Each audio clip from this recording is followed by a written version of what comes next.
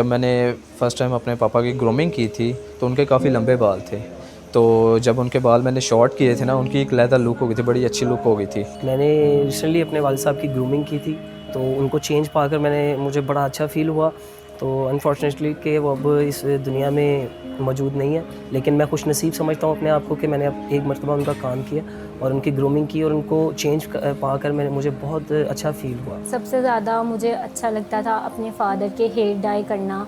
वो मोमेंट्स मुझे बहुत पसंद थे जब मैं उनको हेयर डाई लगाती थी और साथ में एंजॉय भी करती थी उन मोमेंट्स को। मैंने जब भी अपने बाबा का काम किया है, वो जब आते थे मेरे पास, वो उनकी ना एजड लुक आती थी। जब मैंने उनकी लुक चेंज करता था, ग्रूमिंग करता था, उनकी बड़ी यंग लुक आती थी। तो मेरे बाबा तो नहीं फिर लगते थे, मेरे फ्रेंड लगते थे, मेरे दोस्त लगते थे।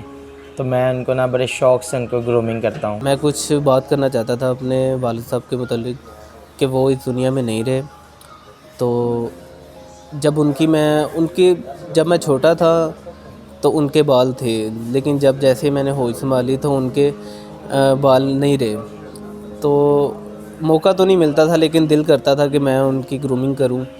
तो डर भी बहुत लगता था। तो जब एक दफ़ा मैंने की तो मेरे हाथ कांपना शुरू हो गए। तो लेकिन वो आगे से चुप बैठे रहे, उन्हें पता था कि ये ठीक नहीं हो रही, लेकिन फिर भी वो बड़ा अच्छा फ़ील कर रहे थे कि मेरा बेटा ग्रूमिंग कर रहा है। तो खैर मैंने मुकम्मल की, तो वो फिर भी बहुत खुश हुए और उन्हें बड़ा अच्छा लगा कि मेरा बेटा काम करना शुरू हो गया। दफ़ा ऐसा हुआ कि मुझे बचपन में पापा ने मारा था, सिर्फ 2 रुपये की वजह से। तो तब से लेके आज तक जो है ना, कभी भी ऐसा माइंड बना ही नहीं है। पहले भी नहीं था ऐसा, क्योंकि कभी ऐसी गलती की नहीं थी, दूसरे बंदे की वजह से मुझे डांट पड़ी। तो उसके बाद भी कभी ऐसा मौका मिला भी है, ज़िंदगी में मौके तो मिलते रहते हैं, किसी का मोबाइल, किसी के पैसे, कुछ ना कुछ पड़ा ही होता है। तो इंसान के माइंड में ये बात आ ही जाती है कि यार ये मैं उठा लूँ, कौन सा कोई मुझे देख रहा है। लेकिन अल्हम्दुलिल्लाह उनकी कुछ तरबियत भी इतनी अच्छी थी कि आज तक बेईमानी की तरफ, हराम कमाने की तरफ ऐसा माइंड ही नहीं हुआ। तो हमेशा अच्छे रास्ते की तरफ चले हैं, जब भी चले हैं। तो बहुत इस बात पे खुशी है कि हमारे माँ बाप ने हमें इतनी अच्छी तरबियत की है। और जब मेरे पापा के साथ अक्सर मेरी कोई लड़ाई या ऐसा कुछ हो जाता था ना, तो बड़ा एक प्यारा सॉन्ग है जो पापा मेरे लिए एक गाते थे, और वो गाना था, दोस्त दोस्त ना रहा, प्यार प्यार ना रहा। तो ये सुन के ही मैं और पापा दोनों एक साथ हो जाते थे, अच्छे तरीके से वो सॉन्ग को गाते थे। मैं उनके बगल में ऐसे सो जाता था, बगल में सर रख के। मैं स्कूल से वापस आता था तो मेरे वालिद साहब वेट कर रहे होते थे कि उसने आना है, और आते ही उसने जो है, मैंने पिजन रखे हुए थे, तो मुझे पिजन का शौक़ था। तो उन्हें पता था कि इसने आते ही जो है ना छत पे चले जाना है। तो मेरे वालिद साहब सबसे पहले वो जो है ओपन जो छत की डोर होता था उसको लॉक कर देते थे कि ये आए और आने से सबसे पहले ये खाना खाए और यूनिफॉर्म चेंज करे, तो फिर ये जो है ना ऊपर छत पे जाए पिजन्स के पास। रेगुलर हो गया था कि मैं अब डेली जो है ना फादर को तंग करूँगा कि सबसे पहले मैं छत पे जाऊँगा और फिर मैं यूनिफॉर्म उतारूँगा। तो मुझे बड़ा अच्छा फ़ील होता था ऐसे अपने वालिद साहब को थोड़ा सा तंग करके। मैं अक्सर ही कभी स्कूल जब जाता था ना, तो बाबा मेरे ना, मैं छुट्टियाँ जब करता था स्कूल से भागता था। जब मेरी पिटाई होती थी बड़ा मज़ा आता था।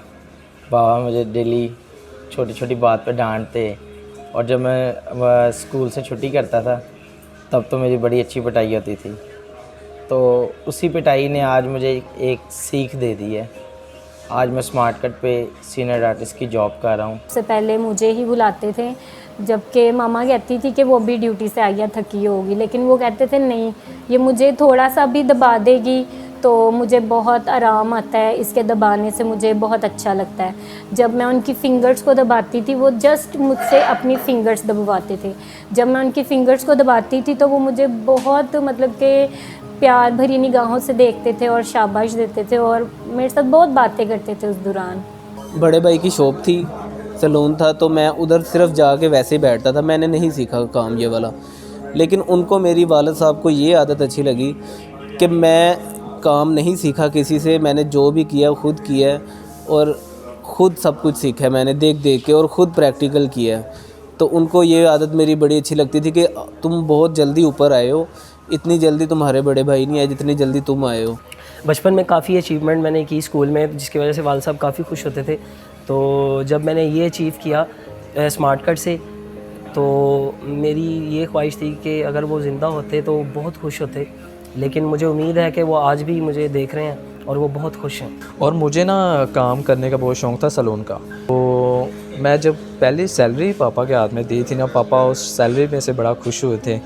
तो बड़ा प्राउड फील किया। उन्होंने कहा जी अपने हमें पैसे का नहीं, अपने काम से लगन रख, ताकि आने वाले वक्त में आप और बुलंदी पे जाओ। पैसे को नहीं देखना, आपने अपने काम को देखना है, अपने काम को आगे लेके जाना है। हमारा इवेंट होता है 1 साल का ना, तो उसमें ना हमें इनामात मिलते हैं।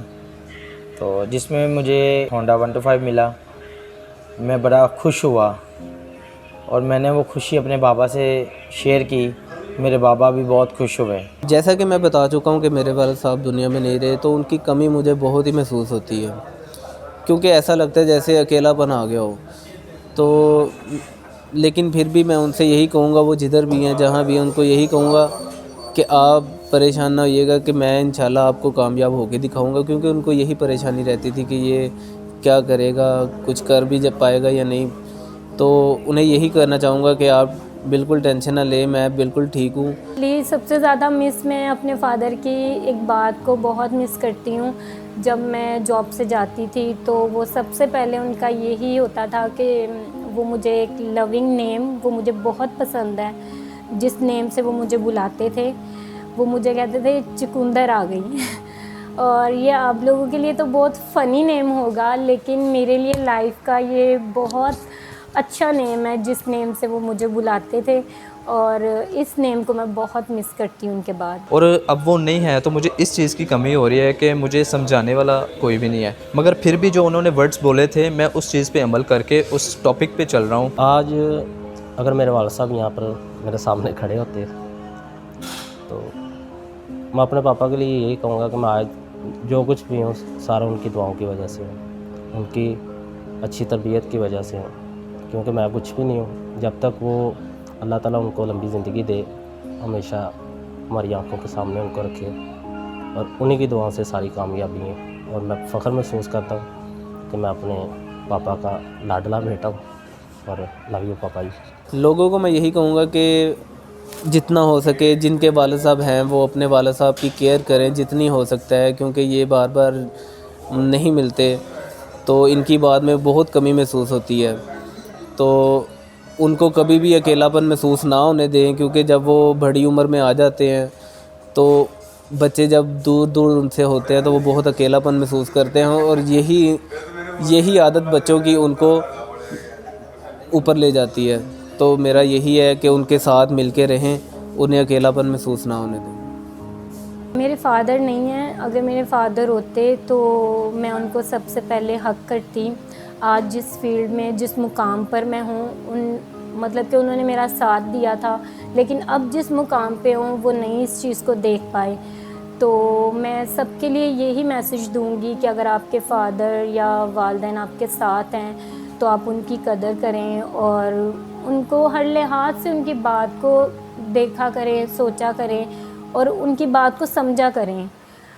जो फादर्स हैं वो गलत बात पे आपको कभी अप्रिशिएट नहीं करेंगे, वो समझाएंगे।